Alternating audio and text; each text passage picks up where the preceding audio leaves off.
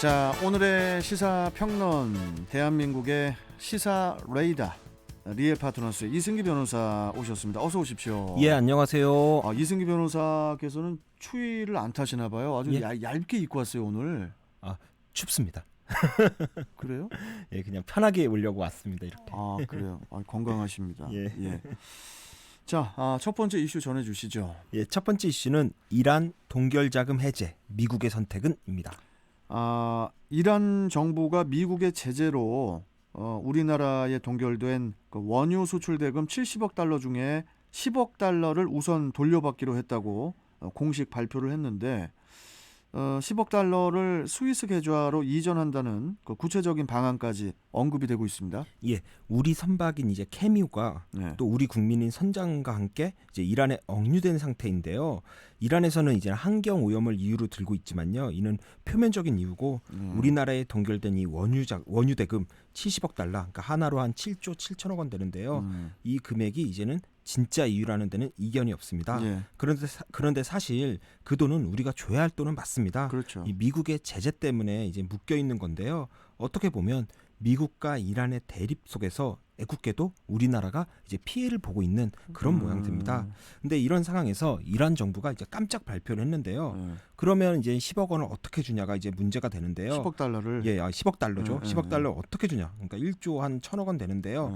어제 이란 중앙은행 총재가 이 10억 달러를 현물이 아니라 이란 은행 계좌로 직접 송금받을 거다.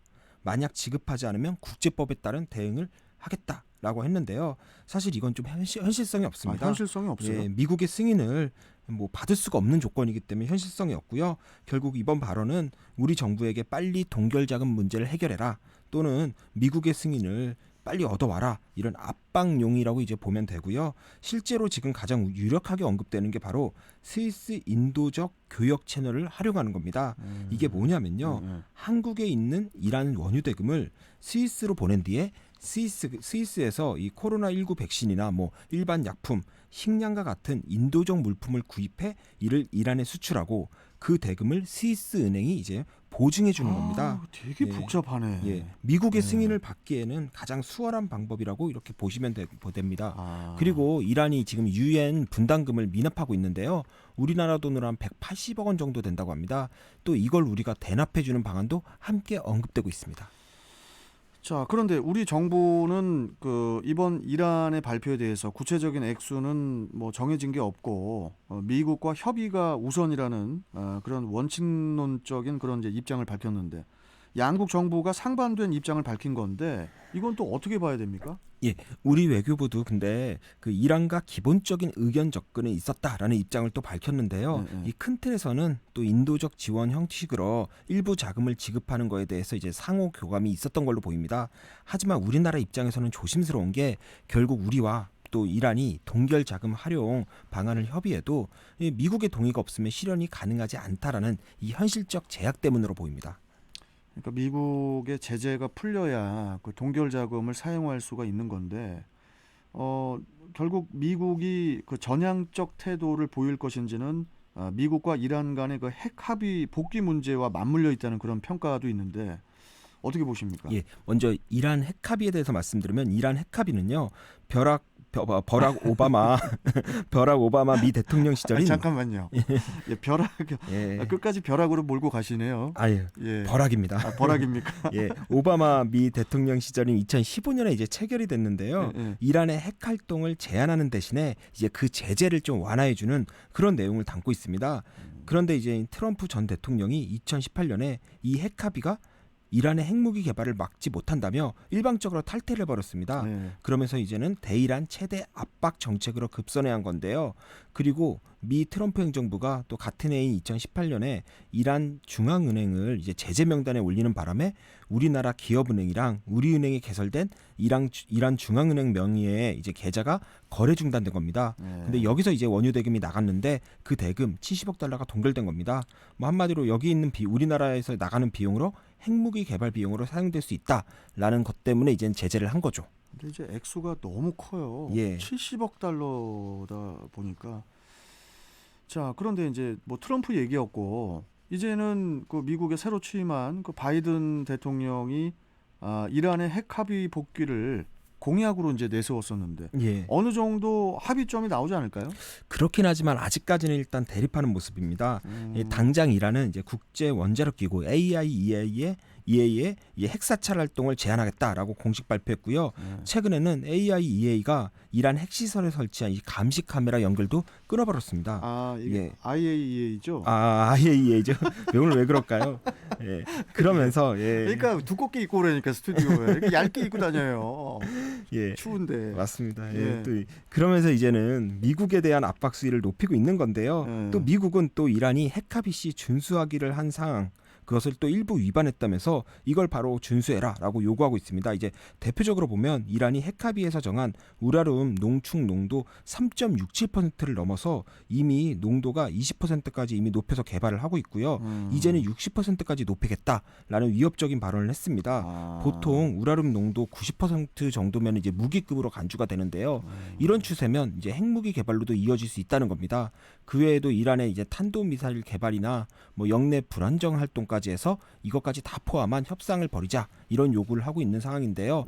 결국 미국과 이란 간 협상이 필요하긴 한데 관건은 미국이 협상 유인을 위해 동결자금 문제를 선제적으로 풀어줄지 아니면 협상 개시 후 보상책으로 이런 이제 동결자금 이제 해제를 이제 제시할지 이거입니다. 그러네. 하지만 지금의 미국의 입장을 보면은 선 핵합의 준수 후 제재 해제라는 이제 기존 입장이 아마 유지될 것으로 그렇게 보입니다. 어제 그 정의용 외교부 장관이 그 모하마드 자리프 그 이란 외교 장관과 이제 첫 통화를 했는데 우리 선장과 선박의 조속한 그 억류 해제를 촉구했다고 해요.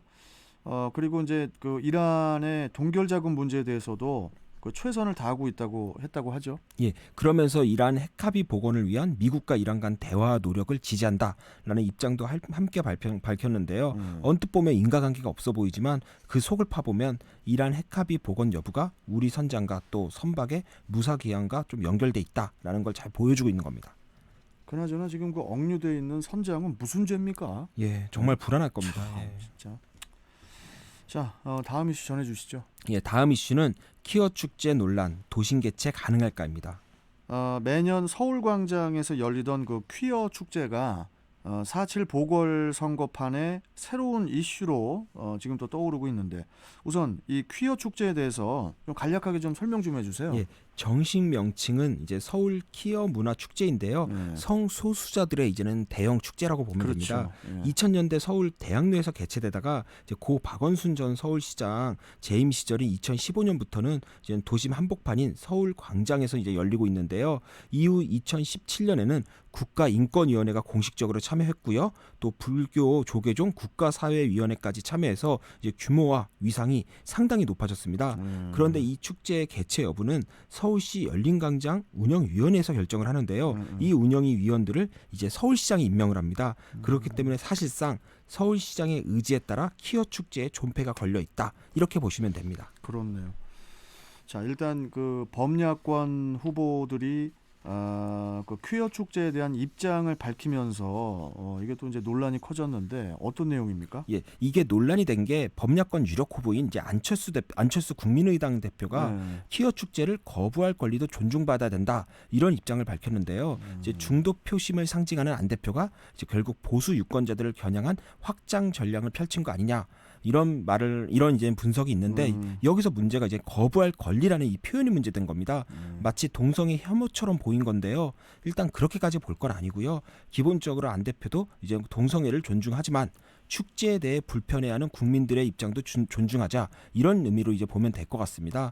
그리고 국민의힘 서울시장 후보인 이제 오세훈 전 서울시장과 또 나경원 전 의원도 성소수자의 인권은 중요하지만 서울시청 광장과 같은 이제 도심에서 이제 축제를 여는 건 바람직하지 않다 이런 비슷한 입장을 밝혔습니다.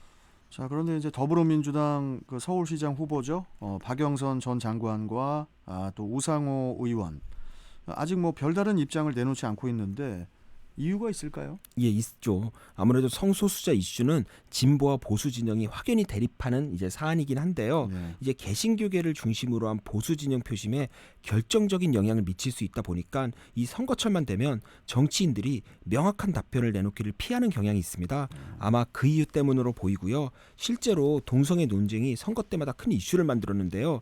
문재인 대통령만 하더라도 지난 2017년 이제 TV 대선 토론에서요. 동성애에 반대하냐라는 질문에 반대한다. 동성애를 합법화할 생각은 없지만 차별은 반대한다. 이런 취지의 답변을 내놨다가 이제 성소수자들과 또 진보 진영 일각의 반발로 아주 이제 곤욕을 치렀던 그런 선례가 있습니다. 심지어 서울광장 케어 축제 개최를 허용한 박원순 전 시장마저도 이제 동성애 차별 금지를 담은 서울시 인권 헌장을 2014년에 채택했다가 또 개신교계와 또 보수 진영의 강한 반발로 이를 이제는 바로 이틀 만에 폐기해버린 그런 흑역사도 있습니다. 하지만 키어 축제 자체를 반대할 수는 없고요. 이제는 이제 문제가 이제 이 축제를 과연 서울 광장과 같은 도심 한복판에서 개최하는 걸 허용하냐, 이게 이제 문제가 되는데요. 네. 이 부분은 향후에도 이제 서울시장 보궐선거 과정에서도 후보 간 입장차를 가장 극렬하게 드러낼 수 있는 아마 뜨거운 감자가 되지 않을까, 그렇게 예상을 하고 있습니다. 아유, 뭐 뜨거운 감자든 뭐 뜨거운 뭐 사이다든 고구마든 정치하는 것도 힘드네요. 네? 힘들죠. 여기 눈치 보고 저기 눈치 보고. 그리고 지금 저 코로나 때문에 지금 뭐 집회나 뭐 이런 축제 같은 거 일단은 조심해야 돼요. 네. 네. 자, 일단 뭐 여기까지 오늘 말씀 듣도록 하죠. 고맙습니다. 예, 감사합니다. 네. 자, 시사평론가 리엘 파트너스의 이승기 변호사와 함께 했습니다.